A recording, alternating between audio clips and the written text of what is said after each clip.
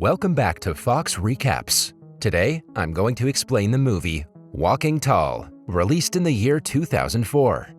The movie opens up with Chris Vaughn, a Special Forces Army veteran returning to his hometown, Kitsap County in Washington. On his way, he notices a closed old mill which used to provide employment to the majority of the people in the town. When he's reading the closure notice of the mill, he's approached by the town's sheriff, Stan Watkins. The sheriff recognizes him as a Special Forces soldier and offers him a ride to his home. At first, Chris refuses the ride, but when Watkins insists, he has no choice but to get in. After a while, Chris reaches home where he's welcomed by his sister, Michelle. In no time, Chris's father and mother also come outside to welcome him. His family hasn't seen him in years, and his nephew, Pete, has grown significantly. The next morning, Chris can be seen repairing the wooden staircase present at the house's entrance. At the same time, his high school buddy, Ray, arrives there and greets him. When Chris offers him beer, the latter reveals that he's stopped consuming drugs and alcohol and has been clean for the last 14 months. Later, he invites Chris to a football game with some of their high school classmates, to which Chris agrees. In the next scene, Chris and Ray arrive at the ground and unite with their old friends.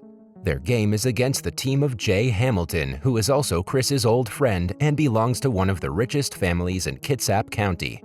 At present, Hamilton is the owner of the biggest casino of the town. Soon, Hamilton's other teammates also arrive there, including the bouncers of his casino. With this, the game begins, and Hamilton's team can be seen playing roughly by attacking the other players. During the game, Chris observes his nephew, Pete, hanging out with a group of boys who are using marijuana. The game is going well until Hamilton's main man, Booth, intentionally attacks Chris and damages his knee. However, Chris lets it slide and the game ends. Before leaving, Hamilton invites Chris and his teammates to his casino. Later, Chris calls Pete and advises him to stay away from his drug addict friends, but the little kid dismisses him and drives away in his small motorbike. At night, Chris, Ray, and some of his friends arrive at the casino as planned. They enter the place and are surprised to see the environment there, with hot ladies walking around and entertaining the customers. Soon, Chris meets up with Hamilton, who urges his men to provide Chris with VIP treatment. Wasting no time, Chris is taken away to one of the exclusive dancing booths of the casino. Here, he's left alone to enjoy watching a stripper perform for him. After a few minutes, he discovers that the lady is none other than his high school love, Denny. When Denny recognizes Chris, she stops her performance and closes the shutter. Chris is also disappointed to see her work as a stripper. Following this, he returns to the casino floor and finds Ray playing a random game. He then approaches his older friend Smitty, who's gambling at a dice table. Chris notices that the dealer conducting the game is cheating by using loaded dice. When Chris tries to confront the dealer for his cheating, the latter calls security, and there ensues a fight between the bouncers and Chris. Though at first Chris manages to beat them, he's soon overpowered by 3 bouncers who tase him and bring him to the basement. There, the head of the casino security, Booth, snatches Chris's Special Forces locket and uses a sharp blade to make cuts around his body. After torturing Chris, they leave him on the side of the road, thinking that he's dead. However, Chris wakes up and somehow manages to stop a moving truck for help. In the following scene, Chris can be seen at the hospital, badly injured. Fortunately, the doctors are able to save him and inform Chris's family that he will recover soon. After that, Chris is brought back to the house where he rests and enjoys his time with Ray and Pete. Pete helps Chris to do his exercise and also prepares food for him. Slowly, Chris starts to recover and gets back into his daily routine. One day, while Chris is repairing the old staircase, Hamilton arrives at his house and apologizes for whatever his men did to him. He then offers to make Chris the head of security of his casino, but Chris kindly refuses his offer. Hearing this, Hamilton asks Chris to give it a second thought, but Chris replies that it's his final decision. After that, Hamilton provides Chris with some money as compensation for the incident, but Chris refuses to accept it and informs him that he will soon file a report against his casino. In the following scene, Chris brings his case to the local sheriff, Watkins.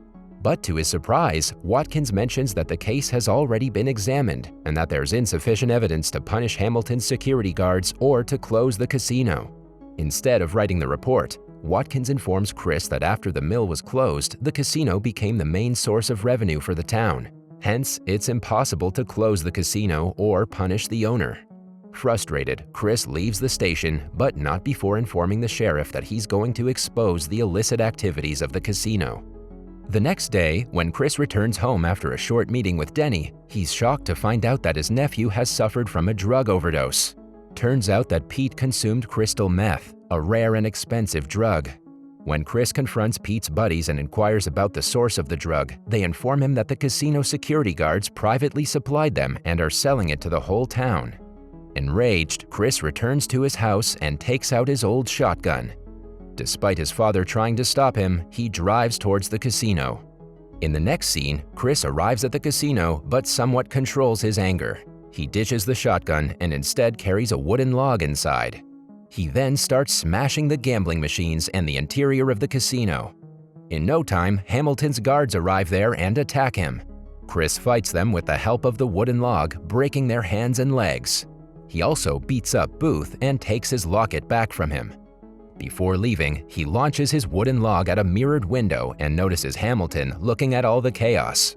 Unfortunately, he is quickly surrounded by the police as he tries to drive away. He is then arrested by Watkins for assaulting the security guards and destroying the casino. In the next scene, Chris can be seen at the police station conversing with a lawyer and requesting him to take his case. At the court's hearing, Hamilton presents several witnesses from his casino, and all of them testify against Chris. They mention that he is a trained army officer and was out of control that day. Despite the accusations, Chris's lawyer is surprisingly silent, and this convinces Chris that he's also working for Hamilton. Hence, Chris dismisses him and requests the judge to let him handle his case independently.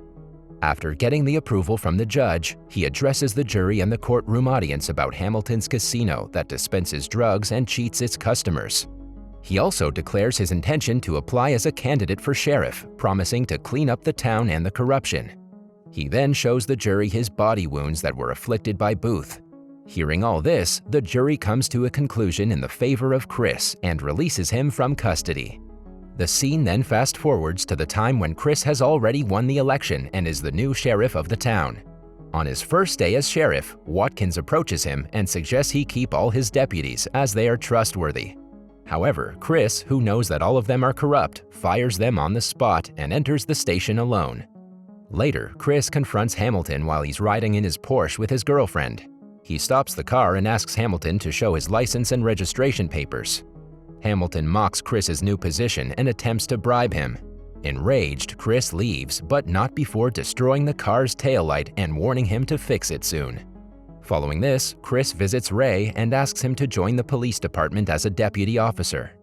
At first, Ray refuses to do so, stating his own history of addiction, but when Chris mentions that he needs his help to destroy Hamilton's drug empire, he agrees to join. Soon, Chris and Ray can be seen arresting numerous drug dealers and punishing them. Eventually, they arrest Booth and perform a full body search. With an aim to take revenge on him, the duo start wrecking Booth's customized pickup truck in search of drugs and at last put him behind bars.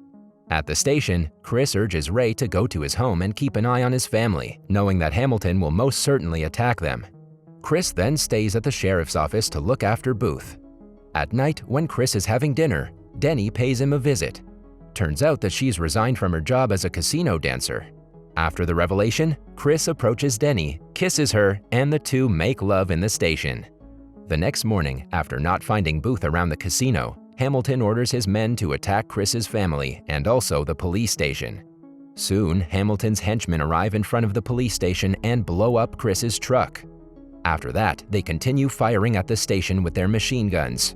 Surprisingly, the ones firing at the station are none other than Watkins and his ex-deputy officers. At first, Booth becomes happy to see Watkins, but after realizing his vulnerable condition, he begs Chris to allow him out of the prison. Chris exploits his situation and pressures him to reveal about Hamilton's drug factory. Left with no choice, Booth discloses that the old mill is where the drugs are being manufactured. But sadly, before Chris can let him out of prison, he is struck by several bullets and killed. With Denny's assistance, Chris succeeds in eliminating all of the attackers, including Watkins. He then takes Denny and heads towards his home, where Ray and Chris's father are able to eliminate the henchmen who attacked them. After ensuring the safety of his family, Chris proceeds to the timber mill and uncovers a meth lab as well as Hamilton, who is patiently waiting for him.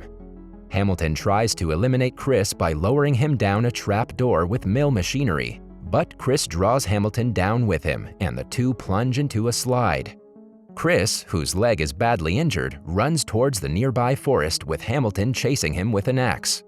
Before Hamilton attacks him with the axe, Chris manages to adjust his dislocated leg bone and defends himself with a tree log. Despite being injured, Chris overpowers Hamilton and defeats him in the fight. Chris then arrests Hamilton and locks him up in prison. The movie ends with Chris closing the illegal casino and reopening the old timber mill, providing employment to the people. That was all from the video. I hope you liked it. Subscribe for more content like this and hit the like button to help us out. Also, leave a comment if you want us to recap your favorite movie. Until next time, take care.